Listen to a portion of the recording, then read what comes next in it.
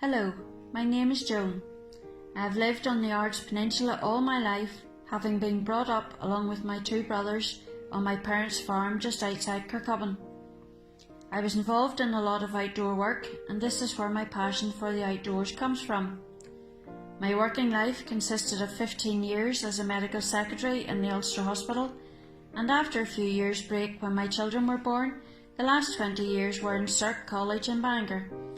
I was the Senior Examinations Officer, which threw many challenges my way. I retired just over 4 years ago. I've been married to Leonard for 35 years, and we have 2 grown-up sons. I was brought up in a Christian home, and when I was old enough, my typical Sunday was Sunday school, church, morning and evening, occasional afternoon Sunday school, and an evening Gospel Hall meeting organised by my granny. Also in the Gospel Hall there would have been a midweek monthly children's meeting. In all honesty, religion didn't mean a lot to me at that stage. However, one night along with my cousin I attended a teenagers meeting in another local Gospel Hall, where the speaker said that you didn't have to be loud and mouthy like him, but rather your Christian life could be quieter, but still show your faith through doing things for others. I don't remember much else of what was said, but felt God was speaking to me. So that night, in my late teens, I accepted Jesus into my life, and I now have a living relationship with Him. This was only the beginning of how Jesus changed my life. In my early years, I helped Mum in the garden, but not with any real interest. However, when I married, we developed our own garden from a greenfield site, which did captivate my interest, and this is now one of my main hobbies. These were interesting times, as many of the things I had done with Mum were put into practice, some with success and some not. One thing that stands out is that my husband and I attended an auction where plants from a garden centre were being sold off. I did a lot of research about various plants that would be suitable in our garden, and on the day we were very successful filling the car trailer and our car with the purchases. Many of those small plants have matured and are still in our garden today. My husband normally looks after the vegetables, and I look after the plants and flowers. I grow many of the bedding plants from seed, but also usually send for some plug plants and grow them on. A lot of patience is required for a few weeks until the seeds make an appearance, and once they are big enough I transplant them into individual pots to grow on. It is very therapeutic to keep tending them until it is time to plant them into various containers where they can grow and flourish. This reminds me of my walk with God, where over the years He has grown His seed in my life, using life events, some of which were unexpected and challenging, to make me more like Him. In February 1998, I was given a diagnosis of breast cancer, which required a mastectomy. This was a huge blow to me, my husband, family, friends and work colleagues. On the morning of my operation, when I came back from the shower, a lovely wee lady in the bed opposite called me over and asked if she could say a prayer for me. Of course I agreed, and we ended by saying the Lord's Prayer together. We were both in tears. While lying on the trolley to go into theatre, the surgeon came to ask me if I wanted to change my mind. I immediately replied, "No, I am ready to do this." I can honestly say, because of my faith in Jesus, I felt a calmness which I didn't expect, as I had been awake all night thinking this was it. I was never going to have a full life with my husband and family. But God reminded me of verse 27 in John 14. "Peace I leave with you, my peace I give you. Do not let your heart be troubled, and do not be afraid."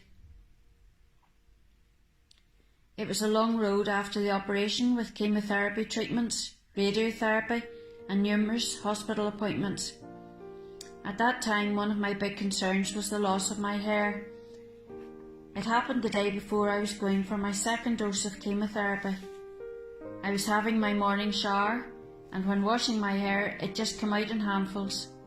Naturally, there were floods of tears, so the wig had to make an appearance. The next day after my chemo, my mum and I were waiting for my sons to come out of their primary school when my youngest one appeared with most of his classmates. He immediately came over to the car and asked me to show them all how I could take my hair off. I was feeling so rotten following the chemo, but all I could do was say, "Sorry, not today," and laughed. My name was put on prayer lists around the country through work colleagues of both myself and my husband, through friends of my mum and dad, even as far as my cousin's church in Australia. God blessed me by answering these prayers, and both my faith and trust in Him grew. For over 20 years I had been fit and well until last October, when I found a very small lump again on the site of my mastectomy. Nervously, I made a doctor's appointment who arranged a hospital referral. I had a biopsy and it showed that my breast cancer had returned. I had the lump removed at the end of October, but was then advised to have a short course of chemotherapy, which is now completed. It was less invasive than the last time, but still had the major side effect of hair loss. I was more prepared and in control this time. I had purchased my wig, and when the time was right, I asked my hairdresser to shave my head instead of waiting for it to come out. This was just before Christmas, and as you can see, my hair is now returning.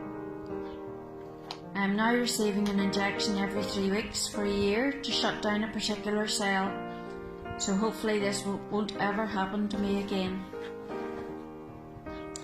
These periods in my life challenged my faith, but I have the assurance that however slight my hold of God may have been, His promises are sure and His hold on me complete.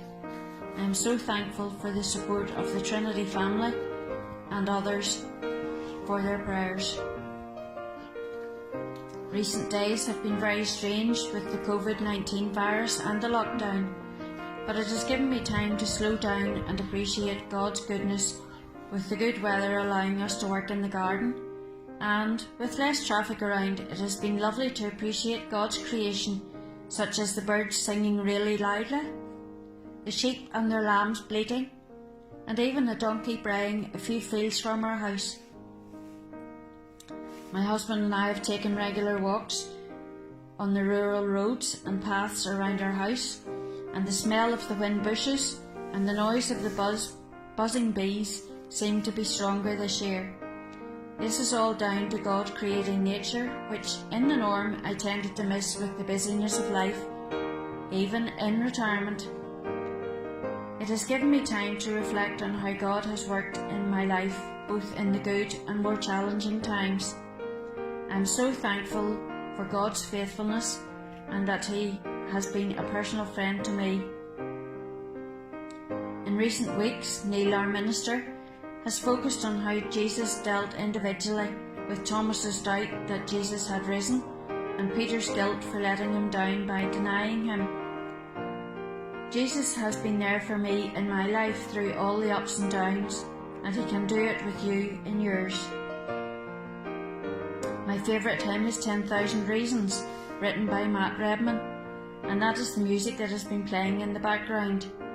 In particular, the verse that gets to me every time is, "The sun comes up, it's a new day dawning, it's time to sing your song again. Whatever may pass, and whatever lies before me, let me be singing when the evening comes." Many thanks for listening to my story. God bless.